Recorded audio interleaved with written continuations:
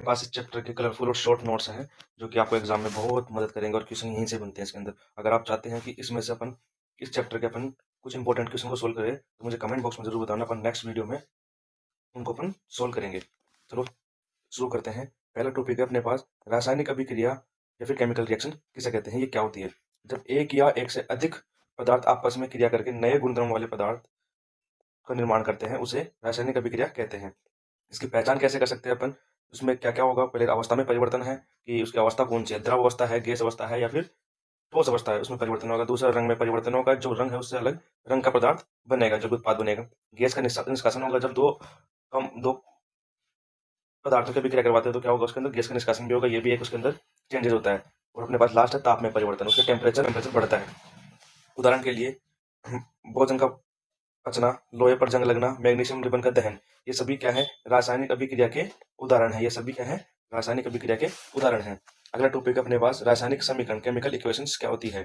किसी रासायनिक अभिक्रिया के प्रतीक को सूत्रों के माध्यम से निरूपित करना रासायनिक समीकरण कहलाता है। इसके अंदर अपन देखेंगे अभिकारक क्या होते हैं, वे पदार्थ जो अभिक्रिया में भाग लेते हैं, वे पदार्थ जो अभिक्रिया में भाग लेते हैं। जैसे H2 और O2 की अभिक्रिया कराएंगे तो इधर 2H2O बनेगा, तो इधर वाला पार्ट क्या बनेगा, इधर वाला पार्ट जो होगा वो होगा अभिकारक और इधर वाला होगा जो उत्पाद बनेगा। उत्पाद क्या होता है, अभिक्रिया के फलस्वरूप बनने वाले नए पदार्थ को अपन दाईं ओर लिखे जाते हैं, उसे क्या कहते हैं, उत्पाद कहते हैं। एक इंपॉर्टेंट चीज अपने पास द्रव्यमान नोट, द्रव्यमान संरक्षण नियम के अनुसार किसी भी रासायनिक अभिक्रिया में द्रव्यमान न तो निर्माण होता है न ही उसका विनाश होता है, मतलब उसमें कमी भी नहीं आती और इंक्रीमेंट भी नहीं होता। इसलिए रासायनिक समीकरण को संतुलित या बैलेंस करना आवश्यक होता है। और ये टॉपिक अपन आगे जाके भी पढ़ेंगे कि रासायनिक समीकरणों को अपन कैसे संतुलित कर सकते हैं। इसका मैं आराम अच्छा सा एक आसान सा तरीका आपको बताऊंगा जिससे आपकी एग्जाम में कभी भी गलतियां नहीं होगी एक समीकरण को संतुलित करते समय। टॉपिक अपने पास रासायनिक अभिक्रिया के प्रकार, रासायनिक अभिक्रिया कितने प्रकार की होती है और इसमें से ही क्वेश्चन पूछे जाते हैं मोस्टली। ये रासायनिक अभिक्रिया दे देगा कि इस अभिक्रिया की परिभाषा लिखिए और इसकी रासायनिक समीकरण भी दीजिए। तो पहला अपने पास है संयोजन अभिक्रिया। संयोजन अभिक्रिया ऐसी अभिक्रिया जिसमें दो या दो से अधिक अभिकारक मिलकर एकल उत्पाद का निर्माण करते हैं, उसे क्या कहते हैं, संयोजन अभिक्रिया कहते हैं। उदाहरण के लिए कार्बन की अभिक्रिया अपन ऑक्सीजन से करवाएंगे O2 से, तो क्या बनेगा CO2, जो कि कोयले के दहन पर निर्माण होता है। दूसरी अभिक्रिया अपने पास वियोजन या अपघटन अभिक्रिया, वह अभिक्रिया जिसमें एकल अभिकर्मक टूटकर, ध्यान रखना इसमें एकल अभिकर्मक टूटकर दो या दो से अधिक पदार्थ का निर्माण करता है, उसे क्या कहते हैं, वियोजन अभिक्रिया कहते हैं। वियोजन अभिक्रिया के प्रकार, वियोजन अभिक्रिया तीन प्रकार की होती है। पहला होती है ऊष्मीय वियोजन, जिसका अपघटन किसके द्वारा होता है, ऊष्मा के द्वारा होता है, जैसे चूना पत्थर का गर्म होना। दूसरा है विद्युत वियोजन, जो विद्युत धारा द्वारा वियोजन के होता है, मतलब विद्युत धारा द्वारा अपघटन होता है, जैसे जल का विद्युत अपघटन होना। जल के अंदर जब विद्युत धारा प्रवाहित कराएंगे अपन तो जल में उपस्थित H2 और O2 अलग अलग भागों में अपघटित हो जाएंगे। तीसरा टॉपिक अपने पास प्रकाशीय वियोजन। प्रकाशीय वियोजन होता है सूर्य के प्रकाश द्वारा होने वाला। इसके अंदर होता है AgCl का धूप में दूसरा होना, मतलब उसका विघटन होना। इसके अंदर AgCl टूटता है सिल्वर क्लोराइड। अगली अभिक्रिया अपने पास विस्थापन अभिक्रिया।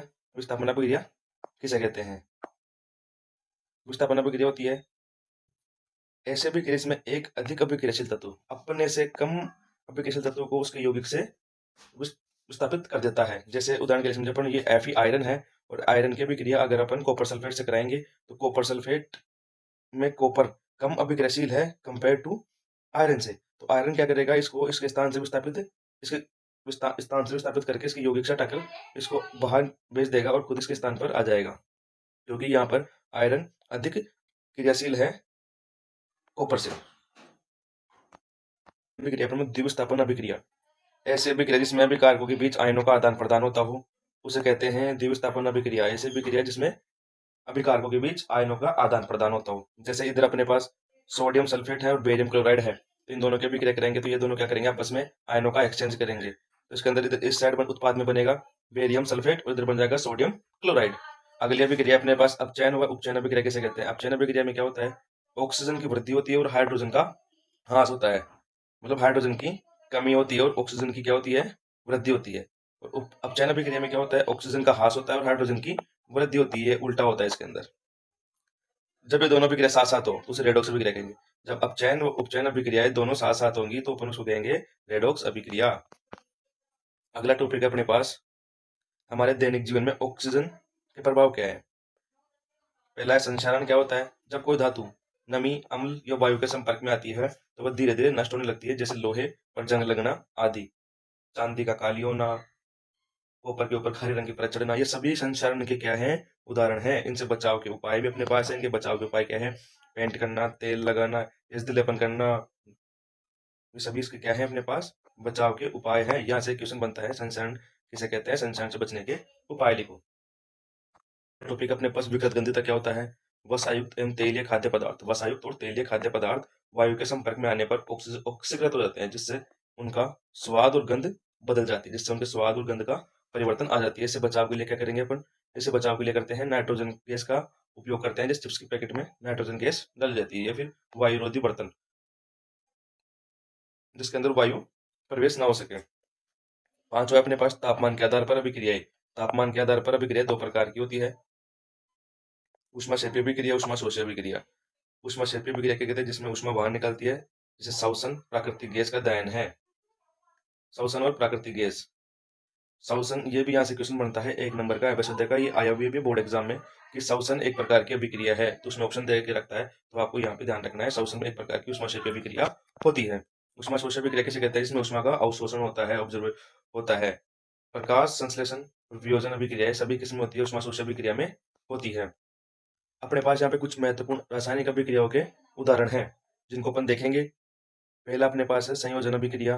संयोजन अभिक्रिया किसे कहते हैं? ये अपने ऊपर पड़ा से केमिकल रिएक्शन अपन देखते हैं। जब कैल्शियम ऑक्साइड की अभिक्रिया अपन जल से करवाते हैं तो अपने पास क्या बनता है? कैल्शियम हाइड्रोक्साइड बनता है, ऊष्मा बाहर निकलती है। जो अपन ने पढ़ा था ना, ऊष्मा का उत्सर्जन, ऊष्मा बाहर निकलना, जो अभिक्रिया के दौरान होने वाली घटनाएं थी, उसमें पहला है ऊष्मा बाहर निकलती है जब कैल्शियम ऑक्साइड को जल से अभिक्रिया करवाते हैं। दूसरी है ऊष्मीय वियोजन। जब कैल्शियम कार्बोनेट के अंदर ऊष्मा प्रवाहित करते हैं तो कैल्शियम ऑक्साइड और कार्बन डाइऑक्साइड गैस का निर्माण होता है। उत्पाद के रूप में अपने पास कैल्शियम ऑक्साइड और कार्बन डाइऑक्साइड का निर्माण होता है। तीसरा है वैद्युत वियोजन। वैद्युत वियोजन मैंने बताया था आपको थोड़ी देर पहले कि जब जल के अंदर विद्युत धारा प्रवाहित की जाती है तो जल के अंदर उपस्थित अणु हाइड्रोजन व ऑक्सीजन अलग अलग भागों में टूट जाते हैं, विघटित हो जाते हैं। अगला है अपने पास प्रकाशीय वियोजन। जब सिल्वर क्लोराइड को अपन सूर्य के प्रकाश की उपस्थिति में करवाते हैं तो सिल्वर और क्लोराइड अलग अलग भागों में बट जाता है, विघटित हो जाता है। विस्थापन अभिक्रिया, जिंक की अगर अभिक्रिया अपन कॉपर सल्फेट से करवाते हैं तो जिंक सल्फेट बनता है और कॉपर बाहर निकल जाता है। क्योंकि विस्थापन अभिक्रिया क्या होती है? कोई एक अधिक अभिक्रियाशील तत्व अपने से कम अभिक्रियाशील तत्व को उसके यौगिक से क्या कर देता है? विस्थापित कर देता है। तो यहाँ पे जिंक ने क्या किया? कॉपर सल्फेट का जो यौगिक था तो सल्फेट से कॉपर को अलग कर दिया, विस्थापित कर दिया। अगला है अपने पास द्विविस्थापन अभिक्रिया। सोडियम सल्फेट की अभिक्रिया बेरियम क्लोराइड से करवाते हैं, जैसा कि अपन ने पीछे देखा था। तो बेरियम सल्फेट बनता है और सोडियम क्लोराइड का निर्माण होता है। अगर आप चाहते हैं मैं इसके इस चैप्टर के इंपॉर्टेंट क्वेश्चन अपन देखें तो मुझे कमेंट बॉक्स में जरूर बताइएगा। अपन उनको नेक्स्ट वीडियो में इसके इंपॉर्टेंट क्वेश्चन आंसर देखेंगे। और अगली वीडियो अपन जो आने वाली है वो आएगी रासायनिक अभिक्रिया को संतुलित करना। वो कैसे अपन कह सकते हैं, बहुत आसान तरीके से अपन समझेंगे। अगर आपको वीडियो पसंद आई हो तो लाइक, कमेंट और चैनल को शेयर करें, सब्सक्राइब करें। धन्यवाद।